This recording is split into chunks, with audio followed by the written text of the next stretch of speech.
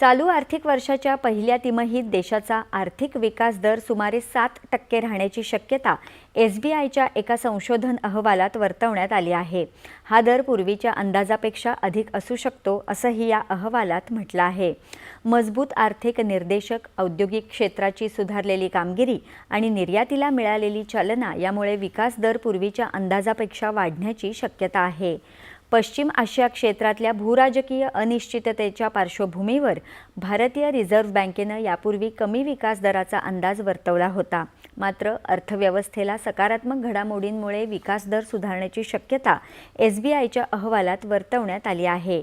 पश्चिम आशियातल्या संघर्षामुळे जागतिक स्तरावर अनिश्चिततेचं वातावरण असलं तरीही भारताची अर्थव्यवस्था सक्षम असल्याचं अहवालात नमूद करण्यात आलं आहे।